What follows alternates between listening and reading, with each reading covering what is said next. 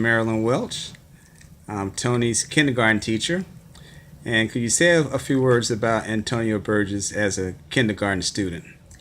Antonio was one of the best students we had.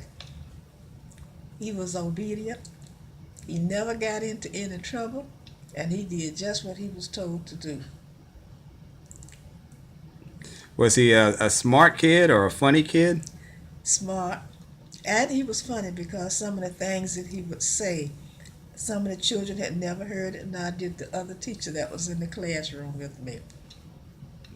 So was he a class clown or just like to have fun?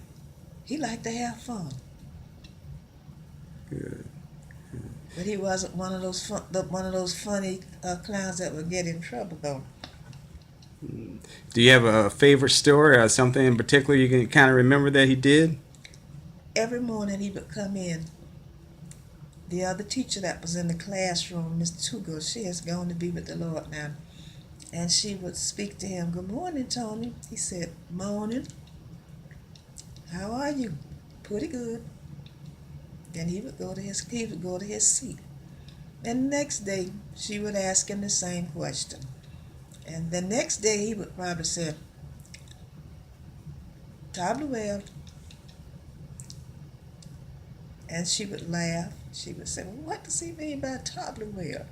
And I would tell her. And she would say, "Tony, how you doing?" He said, "Pretty good." The next day she'd ask him the same question. "Tony, how you doing today?" "Table well."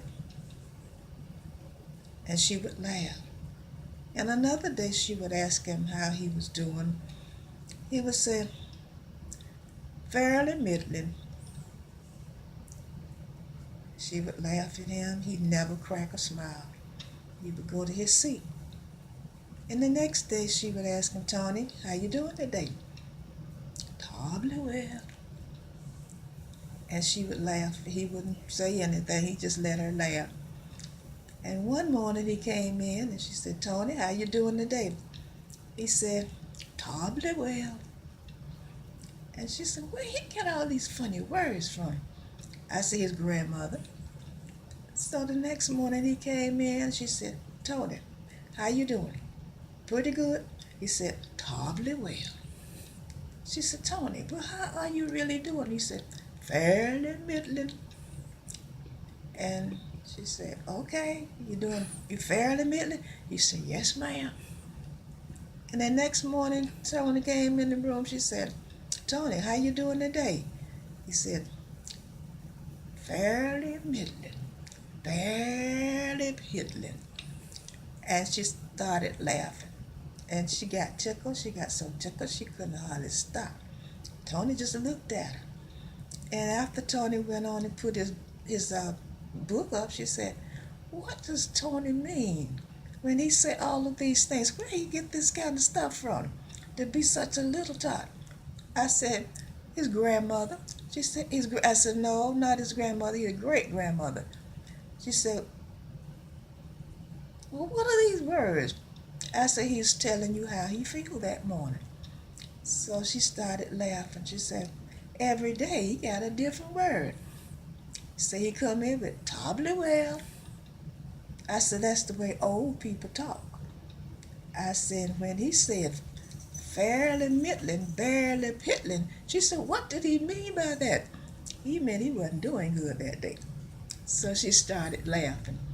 And then when Tony would come in, she said, "Tony," she said, "I'm doing pretty good." He said, "Pretty good?" She said, "Yeah." He said, "Good." I said, "This is the way Tony act." I said, "This is the way Tony talk." His grandmother keeps him. I said, and they sit out on the front porch, and as people pass by, and when they speak, they ask, "How you doing?" She said, "Tolerably well today." I said, and this is where Tony picked up all these things. She said, "But what is fairly middling, barely piddling?"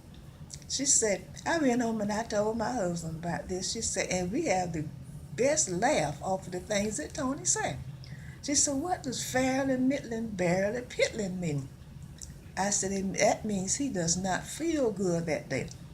And he can't hardly make it because the arthritis is bothering him." So she said, "Oh my Lord." I said, and Miss Tugel laughed and laughed. I said, she told all her friends in her church what this little boy was saying. I said, she picked up the words fairly middling, barely piddling, tolerably well.